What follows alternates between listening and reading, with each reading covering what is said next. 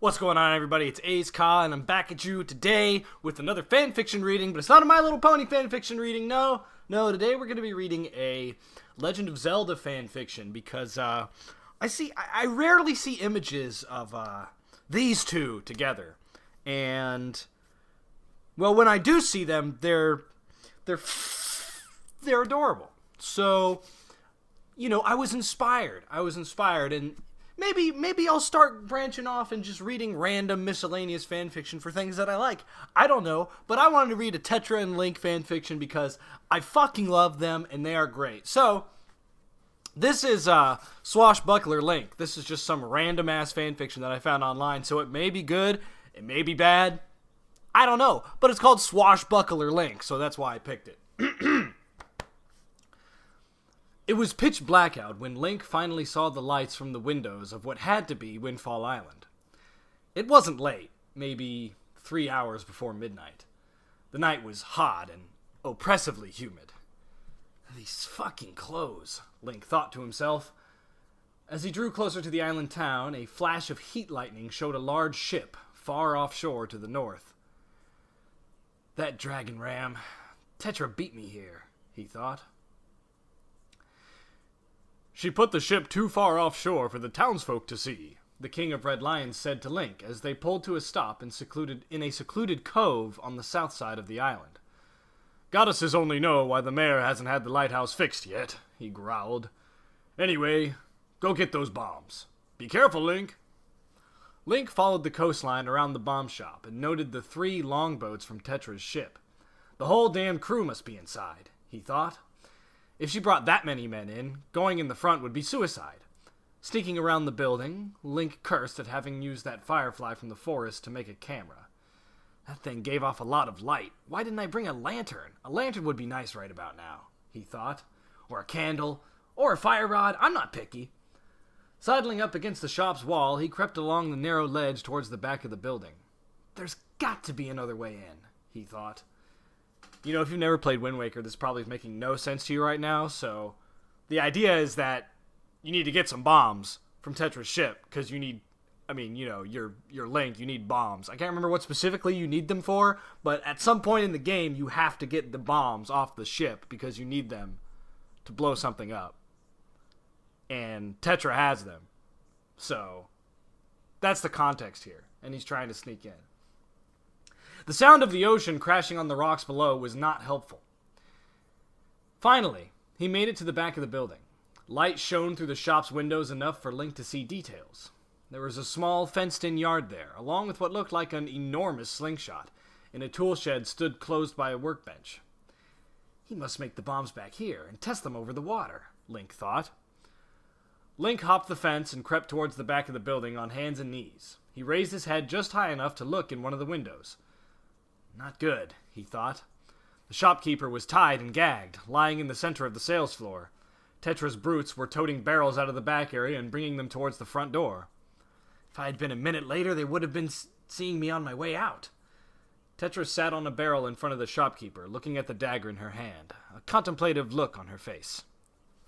I need to get in there, Link thought, his hand along the wall for the door.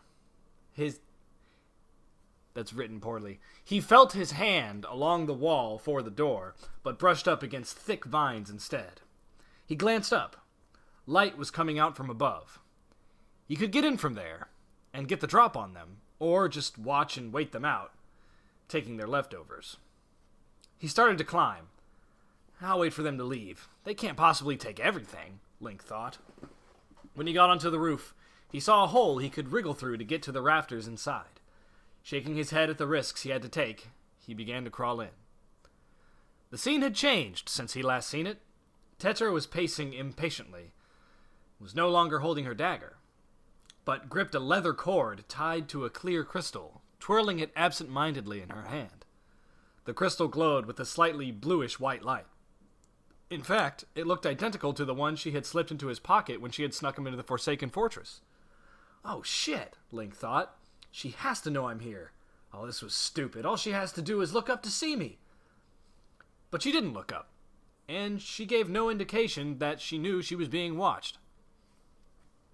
"Yes, Nico, I said all of it," she replied to one of her underlings in a firm voice. "I don't want a single bomb to be left here. This asshole," she kicked the bomb salesman, "should have thought harder before trying his shit with us. Trying to gouge me when I was perfectly willing to pay? No, he loses all his profit for that." She grinned sadistically. "If he's half as greedy as I think he is, I'll bet he wishes I would just slit his throat instead." She threw her head back and laughed.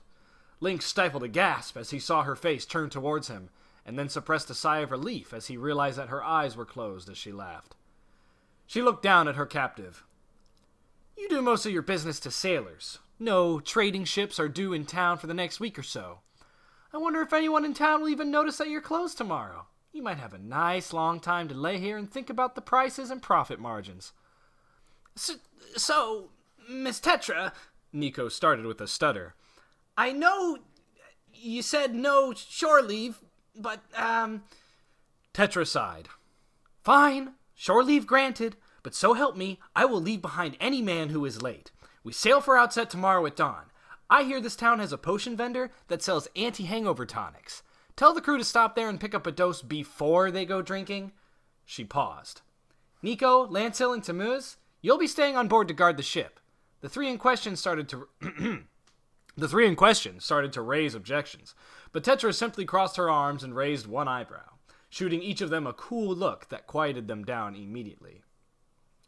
"I have a few casks of good Two Rivers tobacco and Arbor white wine down in the hold. Bring up one of each and enjoy them. Also, once the crew is back on board, you're off duty until we reach Outset. Fair enough?" And the three actually grinned. The rest of her crew was gone by this time, and all the barrels, too. As Tetra and the stragglers left, Link offered up a silent prayer of thanks to the goddesses. The door shut behind them, and Link dropped to the floor. Quickly, he dashed to the stockroom, playing for his luck to hold. He pushed boxes aside, checked behind tables, but no bombs were left. Well, shit, he thought. Night isn't over yet. Link knew he needed a better look at the pirate ship's location. They were too far offshore to swim in any reasonable amount of time, and even drunk lookouts would notice him bringing a boat close to theirs, and they would shoot him right out of the water. But maybe... Link checked the front door. Good, he thought. They're long gone. He strode outside, and the humidity and heat hammered him once again. We're gonna have an awful storm soon, Link knew. One didn't live long on the islands, where everyone was at the mercy of the tides, unless you learned how to tell a bad rainstorm from a run-for-higher-ground storm. As Link got to the north end of the island, he spotted Tetra's ship. Once you know what you were looking at, it became clear. Maybe 400 yards, Link thought, calculating quickly. Too far for the Deku Leaf if I don't have any updrafts. An idea came to him, and he ran back to the King of Red Lions. So they have the bombs, the king said. What do you need my sail for? Link growled impatiently. I hate being second-guessed by my ship. As Link explained, the king's wooden look grew more and more incredulous. 450 yards of rope in a bag of holding. Do you have the rupees for that? Link threw his hands up in frustration. Fine. I understand. I'll be 150 yards southeast of their ship when the rain starts. And so, an hour later, Link stood on the top of the windmill in town, and had tied a sail to the claw on the end of his grappling hook. The rope tied to the hook was now a full 450 yards long, coiled very carefully at his feet. The bag of holding hung from Link's belt. Wind Waker in one hand, Link tossed the grappling hook/sail contraption as high up as he could, as he bent the wind to his will. The sail caught to the wind, and looked a bit like a parachute as it flew off into the night towards the pirate ship. The tricky part will be trying to see where I'm sending it, Link thought, again wishing he had kept that firefly or a lantern or something.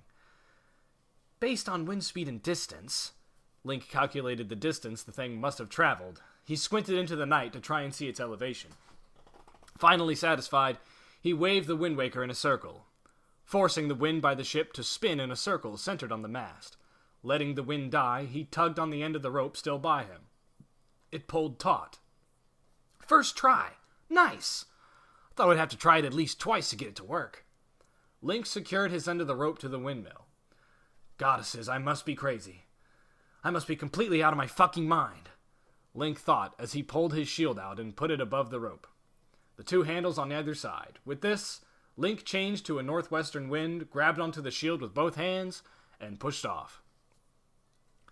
Link soon learned that his makeshift zip line was not very steep. He slid across the gap quickly, but not out of control, and by shifting the shield he could control his speed a bit. As he neared the pirate vessel, he noticed Tamuz standing outside, smoking from a long-stemmed pipe, leaning on the mainmast. Link considered his options as he drew nearer. A quick calculation of the height of the mast and his zip line, and at 10 yards, he cut the rope. Suddenly, instead of going straight forward, he began to swing downward. Gripping the rope for dear life and praying that he didn't miscalculate, he swung towards Tamuz, feet first. It turned out he did miscalculate by around a yard. He had intended to swing right into him, kicking him in the chest and knocking the wind out of him, but instead, his feet thudded against the wood of the mast less than 6 inches above Tamuz's head. With the slow, drunken, Tamuz straightened and began to step away from the mast, but Link didn't give him the chance. Letting go of the rope, Link let himself drop onto the poor fool, each leg onto one of Tamuz's shoulders, and the rest of Link's wake began to settle. Link leaned as far forward as he could to avoid sliding off of the bigger man. The effect was comical.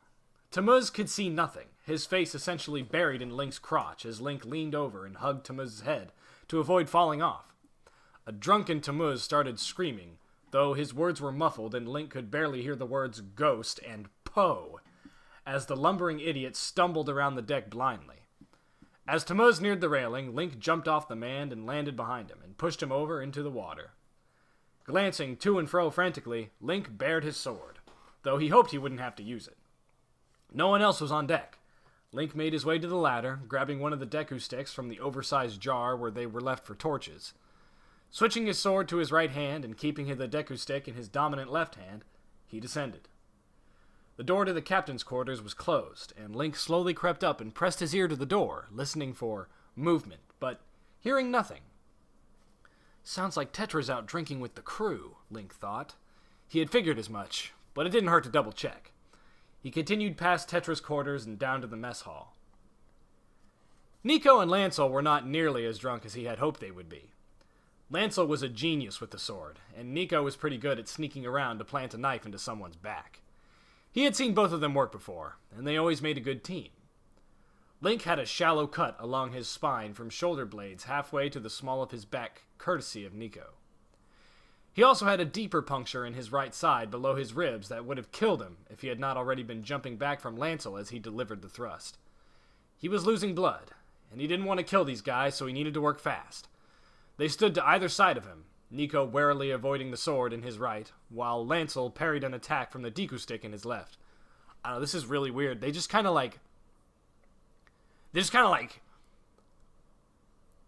went into this battle scene, but skipped it. They implied that a battle happened, but they didn't actually explain it. It's very strange. He couldn't turn to face either one without taking a blade in the back from the other. Suddenly, Link broke into a run away from both of them. They pursued. Nico was the faster of the two, and Link pivoted in one smooth motion and began to charge directly at him. Link lunged with the sword in his right hand towards Nico's face, and as the man dodged it, Link brought the Deku stick around to catch him behind his ankle, forcing it forward and up, landing him on his back.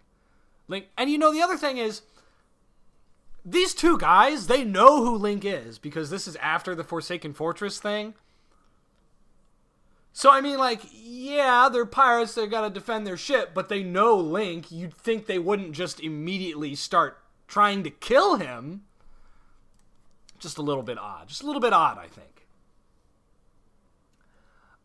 Link saw that Lancel was closing fast. He had time for one attack only before the other man would be on him. Sorry, Nico, Link thought, as he brought his Deku stick up and swung it down hard onto the man's forehead. Nico's eyes rolled up as he passed out. Lancel was on him faster than he thought possible. Link tried to jump back, wincing as he felt Lancel's blade cut across his stomach. Deeply. He could feel innards become outards as his guts unraveled and his blood began to pour out of him. Link dropped his sword. It was too heavy for his offhand to hold anymore. Lancel grinned apologetically as Link fell to the ground. Link's last thought before the darkness took him was of his sister. He felt life burn through his veins once again. That's right. I had a fairy in a bottle.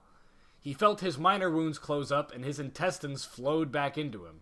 Even the blood he had lost flowed back into his veins. And then his veins closed up and the wound in his stomach began to furiously knit itself back together. His eyes opened, and he saw the fairy dust surrounding him, creating a barrier that Lancel couldn't cross to finish the job. Link stood and gripped the Deku stick in his hand as the barrier dissolved. The Deku stick wouldn't break on Lancel's sword. Deku sticks were hard as rocks. Link was worried, though. Lancel's face had changed from the grin he had worn while fighting alongside Nico to a frown of concentration. Clearly, he was taking this seriously now. Lancel was a blade master. The heron-marked sword that would belong to him lost to the sea during a raid. They engaged again. Link pressed, but Lancel pressed harder, driving Link back to one of the tables. Shifting his gaze to the table for a split second cost him a gash on his right arm by the shoulder. But nothing a potion wouldn't fix. Link jumped up to the table and hopped back, letting Lancel on as well. They fought among the dishes on the table, Lancel pressing his skill advantage. Link's wooden sword was faster than Lancel's steel, and Link was able to parry and dodge successfully. Link smoothly rolled back after Lancel's barrage, hefting a clay pitcher filled with wine in his right hand. As Lancel closed the gap, Link took a quick sip. Arbor Gold, he thought. She wasn't kidding. He tossed the pitcher at Lancel, who easily batted it aside with his sword, with an almost disappointed look in his eyes. That pissed Link off. With a wordless snarl, Link jumped to an offensive of his own. Link began a two-handed diagonal chop, with Lancel batted aside. Link turned it into a backhand cut that Lancel glided away from. He brought his wooden sword into his side and then forward for a high thrust that was parried with an upward sweep. Look, man, I get you want to write some like choreography and stuff, but this is kind of boring to read. I can clearly picture this in my head. It's true. I can clearly picture the battle that's happening right now in my head. But, you know, it's just a bit much. The detail is good. Not knocking you for writing detail, but got to move it along. You know, you got to move it along a little bit. Parried with an upward sweep of Lancel's sword, Link turned that into a horizontal cut that Lancel took on his shoulder without even blinking. And I guess this could be better written if there was a bit more explanation of each move, like how Lancel was reacting to it, as opposed to just like one after the other immediately. I mean, maybe he's trying to make it sound fast-paced, but it's just like, you know, Link sliced, and then he brought his sword up, and he sliced again, and it's like, if you put a little bit more thought into each movement, instead of just saying, you know, he sliced diagonally, then he sliced horizontally. I don't know. I'm just saying. Link turned that into a horizontal cut that Lancel took on his shoulder without even blinking. If I were using my sword instead of this, it would have given me some results, Link growled in his mind. Link realized his error. His sword was out of the way, giving Lancel plenty of time to score a hit across Link's chest. Fortunately, it slid along his ribs instead of going deep, though pain lanced through him. Fuck it, Link thought. He jumped back again and set his feet to wait. Lancel rushed in, and Link jumped up to grab one of the low-hanging lanterns and swung over Lancel's head, landing behind him. Lancel, having expected a parry, was now dangerously off balance, so the quick kick to the small of his back sent him stumbling forward. Arms windmilling. Link wasn't done yet.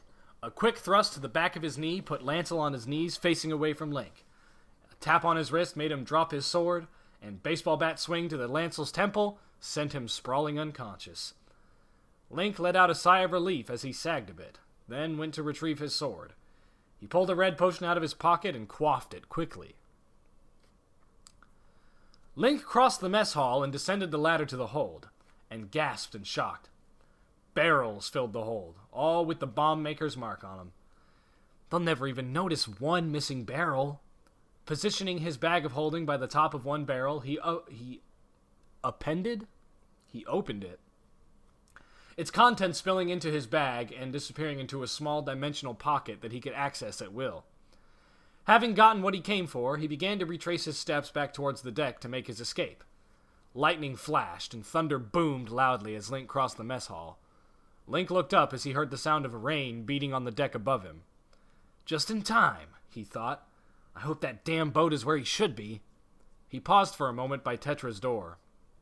Eyeing it, he thought of all the treasure maps he had seen in her room, as well as the jewels strewn carelessly about on her dresser. I do want to buy that piece of heart, and another bottle wouldn't be bad either. Besides, everything in that room is ill-gotten gains. She deserves to have it taken away. Glancing back and forth, Link slowly opened the door, keeping his eyes on the hallway. He backed into Tetra's room and carefully closed it again. See, now we're finally at the part that we came here for. The loud clearing of a throat made him jump. He drew his sword out of instinct and whipped around. Tetra was there, lying on her front, her head by the foot of her bed propped up on her elbows. Her legs were bent at the knee, and her feet kicked the air lazily. He pointed his sword at her and assumed a defensive stance. She had a wolfish grin on her face, and she gripped that crystal on its cord in one hand. "I've been waiting for you, Link," she said as she shook the crystal. Her voice was calm and in command, even while being threatened at sword point. "Soon as you got within 20 feet of me, my crystal resonated with yours. I've been spying on you since you left the bomb shop. You've got some real balls to single-handedly steal from a pirate ship. Thanks for not killing my crew, by the way. And what was it that you were after in here? You have your bombs, looking to steal a kiss from the pirate princess, too?" Link refused to even acknowledge what she was saying. Without shifting his gaze or his sword from her, he sidestepped over to her dresser and began stuffing the jewelry on top of it into his rupee bag. Link couldn't tell what emotions flashed across Tetra's face, since they were gone in an instant, replaced by a cool, expressionless gaze. Was that disappointment? Anger makes sense, but why did she look disappointed? Suddenly, Link heard pounding outside, as if a heavy man was running down towards the captain's quarters. "Miss Tetra! Miss Tetra! Intruder!" The door to Tetra's room burst open as Tamuz stood in the doorway. Before he had time to even register that Tetra wasn't alone, Link slammed his foot into Tamuz's middle, just below the ribs. The big man doubled over, gasping for breath. Link was not done. Placing his free hand on Tamuz's head, he pushed the man's head down as he raised his knee to meet him underneath his jaw. Tamuz started to fall forward, but Link kicked him again, sending him sprawling backwards. Link closed the door, and the sound of Tamuz hitting the floor in the hall was muffled by thick wood. Turning back to Tetra, Link's eyes widened as he saw she now held two small, ornate daggers in her hands. Is it ornate or ornate? I never knew how to pronounce that one. One had a handle and crossguard shaped like snakes with a ruby in the hilt, and the other was Damascus steel, with what looked like dragon bone inlaid with emeralds for the handle. "How dare you try and steal from me?" She bit off every word, plainly furious. "You will pay for this! Mark me well." And with that, Tetra charged. Link was taken aback by the ferocity and grace of Tetra's movements. She seemed to be dancing with her daggers, with every elegant twirl, every twist of her wrists. She seemed trying to caress, but with those blades in hand, her touch would kill. Link fended her off as well as he could, but she flowed around him and kicked out one leg from under him. He went down to one knee, and suddenly, he knew he had lost. Tetra pulled off his hat and gripped his hair in one hand, wrenching his head back. She flourished with her other hand, and the knife she was holding disappeared somewhere up her sleeve, and she traced along Link's exposed neck with her index finger. Then, she leaned down and kissed him. He was so shocked that he didn't respond at all, neither kissing back nor pulling away. Still, holding tightly to his hair, she pulled her face back. The disappointment and amusement were plain on her face. "Huh," she grumbled, raising one eyebrow. She let some of her arrogance and swagger into her voice. "I would have thought you'd be better at this kind of thing." Growling, Link dropped his sword and grabbed Tetra's shirt by the collar. He pulled her back down to him, and this time, he was ready. He could feel her amusement still. He pushed harder, opening his mouth to let his tongue assert dominance into hers. She tried to do the same to him. She laughed around him, a deep, husky sound. "This position isn't helping me control the situation here," he thought. Their tongues were still locked in struggle. His hands were still gripping her shirt. He twisted and rolled, pulling Tetra with him. She ended up on her back on the floor, and him on top of her, his knees straddling her.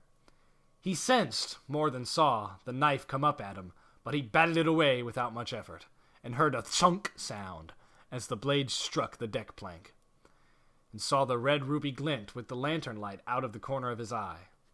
He removed his lips from hers and pulled back a little, but made sure to grip her wrists to keep her from trying anything else.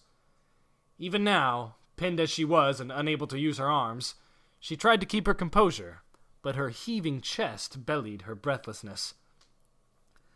"That was," she said breathlessly, "marginally better." She leaned in again and redoubled his efforts. Tetra writhed under Link.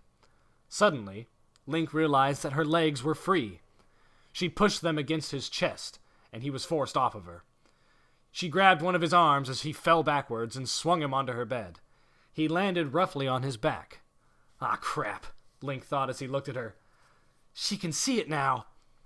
She certainly could. Her eyes locked onto his tented shorts, and a predatory smile emerged on her face. Her eyes glittered with hunger, but she couldn't let things go without some taunting. "Poor Link," she mocked. "Just a little kiss, and he's all hot and bothered." Her mocking was spoiled a bit by her own panting and sweating. All the same, she jumped onto the bed on top of Link before he could get out of the way. She landed on his legs, locking him into place. "I bet I could make you come in your pants," she said as she looked down at the erection in front of her. She pulled off her top, and Link got his first look at Tetra's bare chest, her small breasts bouncing with Link's struggle to free himself.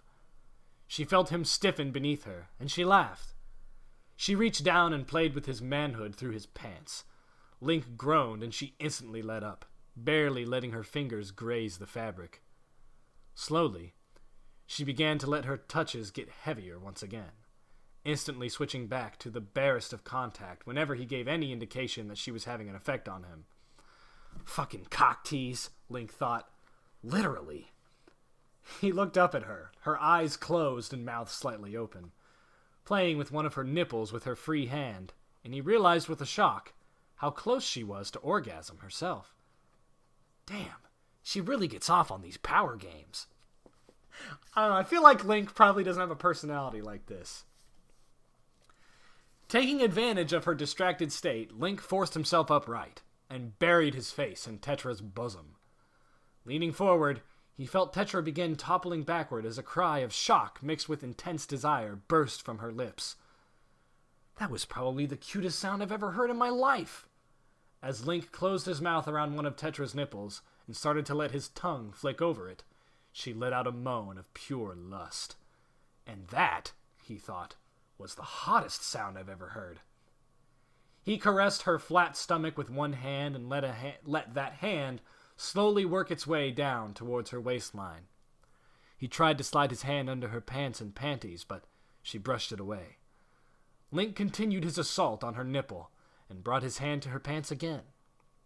Her hands touched his wrists, as if to push him away again, but Tetra couldn't summon the motivation to make him stop.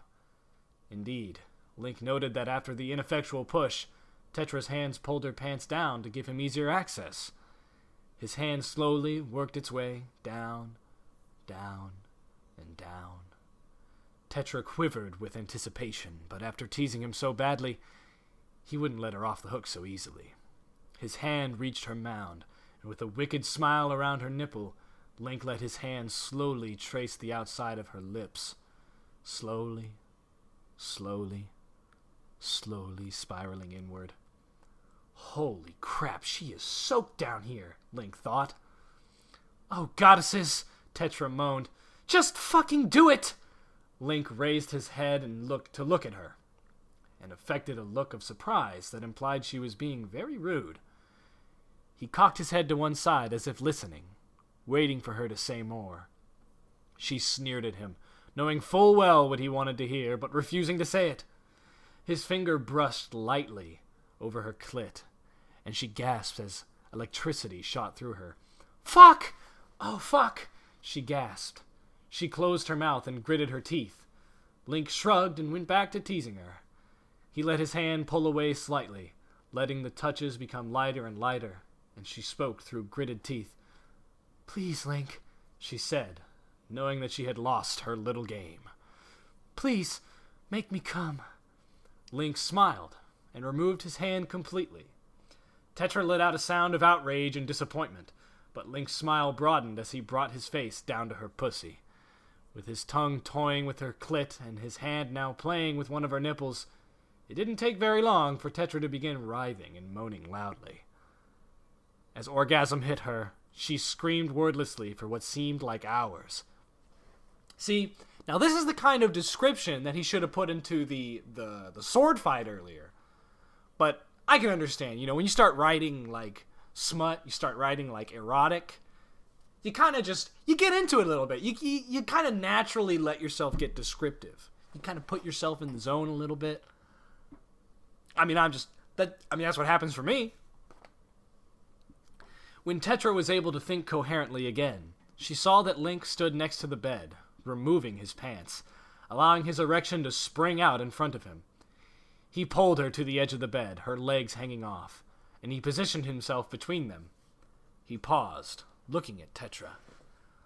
All mischief, all smugness from winning their little game was gone from his face, replaced by a serious look, and he raised an eyebrow in question. Tetra smiled at the young hero's sudden seriousness and nodded her head. "Don't worry," she added. "I lost my virginity to some acrobatic tricks I tried to pull during a raid a few years back." They both gasped as he entered her. "Damn, she's tight," Link thought. He began to thrust in and out, first slowly, then gaining momentum as Tetra began to play with her nipples.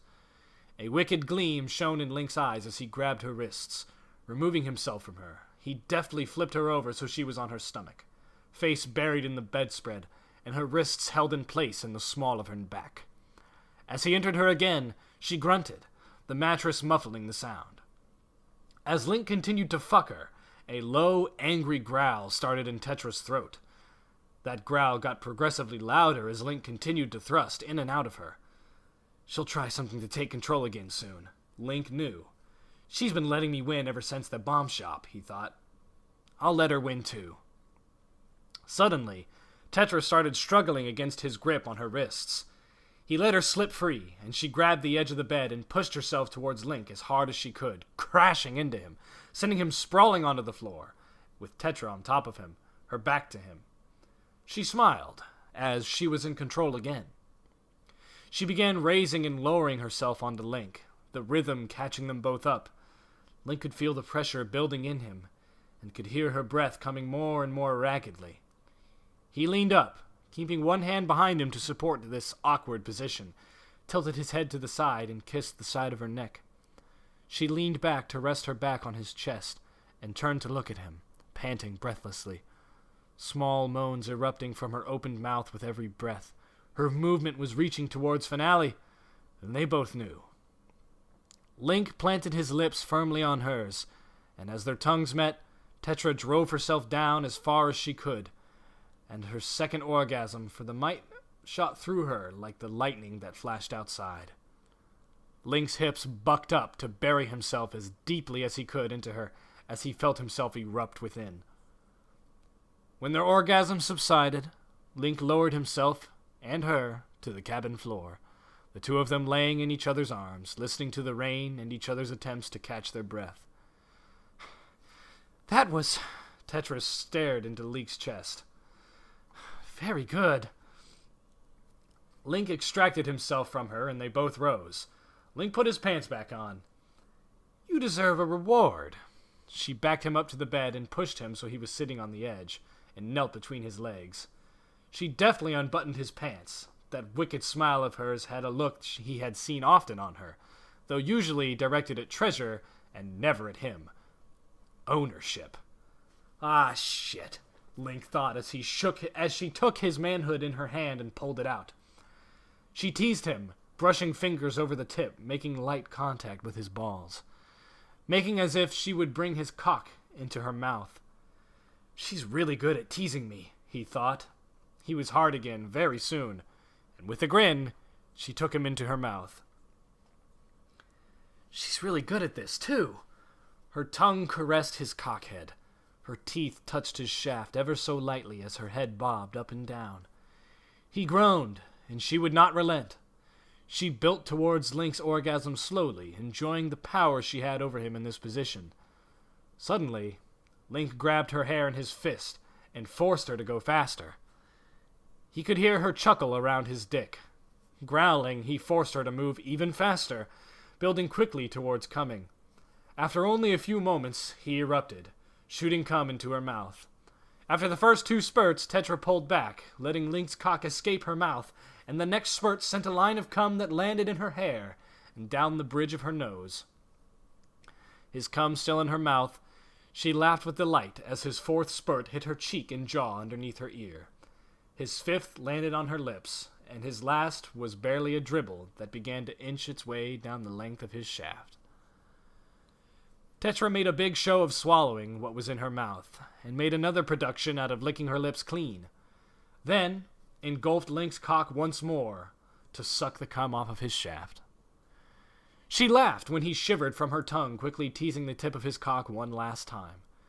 She pulled back once again and rose from her kneeling position.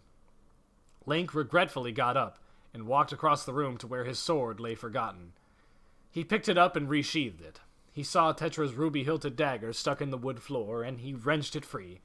Then he placed it on top of her dresser. When he turned back around, Tetra was in the same position he had first seen her, laying front down, staring at him, hand resting on her arms, head resting on her arms. His cum still decorated her face and hair. With 2 fingers, she swiped some of his cum from her cheek into her mouth, and Link felt himself stiffen yet again. She smacked her lips and smiled, glancing down at him. Then she giggled softly. As much as I would like another round, I think you had better be going, she said, all taunting and swagger once again. It's almost dawn. This vessel is much faster than your little skiff. I'll give you a little head start on our race to Outset. Link gaped at her. Had it really been so long? He wondered. He couldn't have lost track of time that much. Hell, he lost track of what year it was. He thought wryly to himself. Glancing out the window behind Tetra, he saw the pre-dawn gray of the sky. Ah, crap, he thought to himself. One final grin at Tetra, and he opened the door to her cabin and ran. Tamuz was waking up once again. Link kicked the big man in the side of the head, and he lay still once more. But Lancel was staggering up the stairs from the mess hall, looking truly angry as he laid eyes on Link. Ah, crap, crap, crap, crap! Link thought as he ran from Lancel up onto the deck. Link scrambled up the ladder to the crow's nest of the mainmast, unwrapped his grappling hook from the ship's rigging, stuffed it into the sail in his pockets, pulled out his deco leaf, and jumped towards the southeast, where he could just barely see his boat. As the door closed behind Link, Tetra smiled. She might have let Link win their games, but she had won in the end. Her last little play had stupefied Link so badly that he didn't even realize that his dick was still hanging out of his fly as he stomped across the deck above her. She heard Lancel screaming his head off at him, his own footsteps pounding pursuit. They stopped by the mainmast, and she knew that Link had gotten away. He probably still has that stupid grin on his face, she thought with a giggle. She heard Lancel's footsteps approach her cabin door, and he knocked hard. Miss Tetra, are you all right? Link was in there, and he... Lancel trailed off. I'm fine, Tetra sighed. After a pause, she let command seep into her voice. Bring us about, and make ready to sail. The second everyone's aboard, we ride the wind. Aye, aye, ma'am. She heard Lancel thump away into the deck and get ready. She smiled. Yes, she won their little game. More than Link knew, yet. She hefted Link's wallet. While giving him that blowjob, she had cut it free with the obsidian knife that she kept hidden underneath her bed. You can never have too many knives, she thought with a smile. She opened the bag and glanced inside. There must be over 1,000 rupees in here, she thought with a grin. She certainly had won their little game. Link glided on the winds and let them bring him to his ship. He knew he still had a dumb smile on his face, but he didn't rightly care. He landed smoothly on the King of Red Lion's back. "What the hell took you so long?" the talking ship demanded. "You should have been back hours ago. Why are you—" The talking ship turned his head to look at Link. "Why do you have that stupid grin on your face? What did you—" "Goddesses above, Link! Close your damned fly!" Link looked down and realized that he had never put his dick back in his pants after Tetra's blowjob. "Ah, shit! Lancel saw, and he'll know that he'll tell the whole... Ah!" He cursed silently. "At least I made it off with extra loot. It's all in my..." His hand groped at his waist where his wallet should be. The wordless cry of frustration Link let out woke up most of Windfall. Laying on her back, Tetra awaited the right time to go above. She had put on a fresh set of clothes and washed up, and she toyed with the clear crystal on its leather cord, glancing at the map on her wall. As the ship turned in the water, Tetra was glad for the thin walls of her cabin, not for the first, and probably not the last time. She had averted disaster many times by listening carefully to her crew on deck when they thought she wouldn't hear. Mutinies on pirate ships were common, and being a young woman didn't help either. Her mother had told her that she always needed to know who was planning what, when, and why. She heard Lancel talking to Gonzo about the night's events. Link was here. He and Tetra... you know... Gonzo's booming laugh would be easy to hear even through thick walls, but he lowered his voice so that she had to strain to hear. "Hell, maybe she'll ease up on us now that she's had some dick." Tetra growled slightly. "Well, now's as good a time as any." Getting up, she checked the knives in her sleeves, shrugged her shoulders, and set the blade she hid on her back, strapped on her sword belt. "Time to go to work." The sun crested the horizon as she stepped on deck and immediately began issuing orders using her best command voice. "Nudge, raise anchor, move, you muscle-bound pea-brain! Zuko, get your ass up in the crow's nest! Sansa, man the wheel!" She shot a glare at Gonzo and then smiled viciously. "Gonzo, go below! The bilges need scrubbing. They'll be particularly grimy after that rain." She shifted her gaze towards her navigator. "Mako, set course for the Forbidden Fortress." Mako gave a gasp, echoed by the rest of the crew. "Not outset, Miss Tetra?" Tetra hesitated. "We could help Link when he returns to the fortress to rescue his sister," she thought, but couldn't tell her crew her true motivations. "I gathered a bit of intel yesterday before returning to the ship. The pirates at the fortress have been active recently. We'll set up shop nearby and intercept their ships as they make their way back to their hideout." Her crew smiled at the thought of stealing from their competitors. "And we'll thin the ranks when Link makes his assault. We'll be like wolves, attacking a lone ship and disappearing whenever they send a force to face us. We'll hit them with the flanks and the rear, never letting them get a shot at us, and if they corner us, we'll have enough bombs to catapult out at them that we could take down a whole armada with us." Her crew cheered. "For golden glory!" she yelled, and her pirates cheered all the louder. "And for Link," she thought. "We sail!" Well, holy shit, that was 43 minutes. Anyway, that wasn't amazing, but it was pretty good, it was aight. So, that was Swashbuckler Link by, Brock. And, hope you guys liked it. If you did like it, okay, gotta end the video with the typical. If you guys liked the video, come to the Discord channel, join the Discord channel. We have lots of fun in the Discord channel. We don't really. It's empty. There's not a lot of people there, I'll be honest with you. But you can come on by, type some messages. People will talk. We have conversations every now and again. Honestly, we do. And if you want to support me on Patreon, go ahead. I ain't stopping you. I'm getting like $9 a month right now, so it's something. It's something. $9 a month. Hey, I can go down and get myself an eggnormous burrito from Burger King every first of the month. You know what I'm saying?